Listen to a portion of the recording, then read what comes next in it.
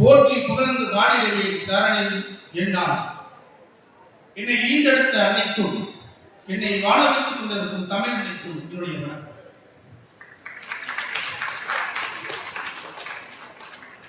மேடையில் வீட்டிருக்கக்கூடிய அனுபவமிக்க பேச்சாளர்கள், வளர்ந்து வரும் பேச்சாளர்கள், நடுவர்கள் உள்ளிட்ட அவைக்கு என்னுடைய வணக்கம். அரங்கம் நிறைந்திருக்கக்கூடிய தமிழ் சான்றோர்கள், ஆன்றோர்கள், உடுமலை தமிழிசை சங்கத்தின் தலைவர், செயலாளர் உள்ளிட்ட அனைத்து நிர்வாகிகளுக்கும் என்னுடைய பணிவான வணக்கம்.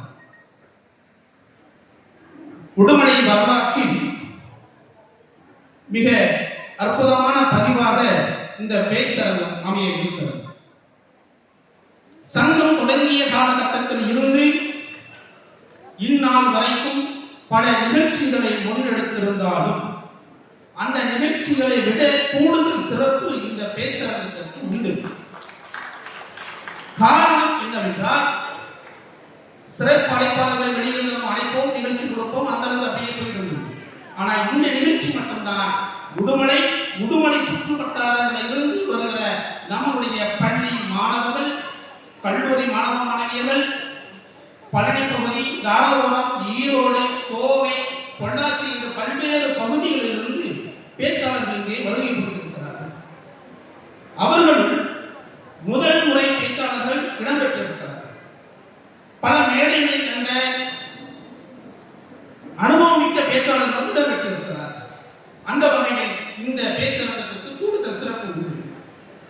இன்னொரு வகையில் சொல்ல வேண்டுமானால், எத்தனையோ கலை நிகழ்ச்சி நம்ம நடத்தியிருந்தாலும் இந்த கலை நிகழ்ச்சி நம்முடைய மண்ணின் மக்களுக்கான நிகழ்ச்சியாக, கலைஞர்களை உருவாக்குவது, சிந்தனையாளர்களை உருவாக்குவது என்ற வகையில் பேச்சாளர்களை உடுமலை தமிழிசை சங்கம் வளர்த்திருக்கிறது. இந்த நிகழ்ச்சிக்கு அற்புதமான வாய்ப்பை நமக்கு தந்து உதவிய தமிழிசை சங்கத்திற்கு நன்றி பாராட்ட கடமைப்பட்டுள்ளது. இந்த நிகழ்ச்சி ஒரே நாளில் மேடையில் வந்து அமரக்கூடிய நிலவாக இல்லை. ஜூலை 4ஆம் தேதி தொடங்கி இந்நாள் வரைக்கும் பல பேச்சாளர்கள் பங்கெடுத்து முறையான நேர்காணலில் கலந்து கொண்டு பல பயிற்சிகளை இங்கே கற்றுக்கொண்டு வந்து அமர்ந்திருக்கிறார். இதுல சிறப்பு என்ன அப்படின்னா, பேச்சரங்கில் பேசக்கூடிய முதல் தலைமுறை பேச்சாளர்களும் உண்டு, மாநில அளவில் பல பரிசுகளை வென்ற பேச்சாளர்களும் உண்டு. அதை விட கூடுதல் சிறப்பு என்ன அப்படின்னா, பள்ளி மாணவர்கள், கல்லூரி மாணவர்கள் என்று சொன்னோம்னா, அது மட்டும் சமூக சேவையில் ஈடுபடக்கூடிய பெண்களும் இடம்பெற்று இருக்கிறார்கள். அரசாங்க துறையில் பணிபுரிகிற பேராண்மைக்கு பேச்சாளர்களும் இருக்கிறார்கள். இன்னும் கூடுதல் சிறப்பு, பாமரராக இருக்கக்கூடிய கூடு தொழிலாளியாக இருக்கக்கூடியவர்களும் பேச்சாளர்களாக இருக்கிறார்கள். இதுதான் சிறப்பு.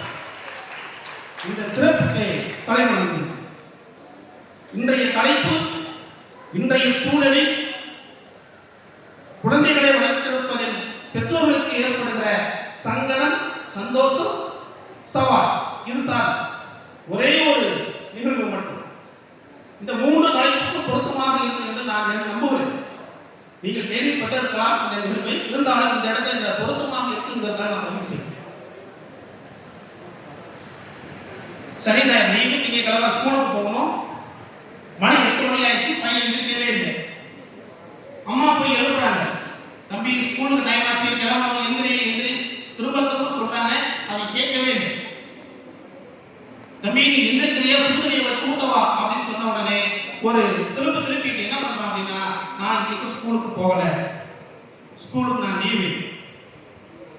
என்னடா பிரச்சனை உனக்கு ஸ்கூலுக்கு போறதில்ல அப்படின்னா, அங்க இருக்க டீச்சர்ஸ்க்கு யாருக்கும் என்னைய பிடிக்கல, பசங்க யாரும் என்கிட்ட பேசுறது இல்லை, நான் சொன்ன வச்சு கேட்கறதும் கிடையாது, எனக்கு பிடிக்காதனால நான் ஸ்கூலுக்கு போவேன்னு சொல்றேன்.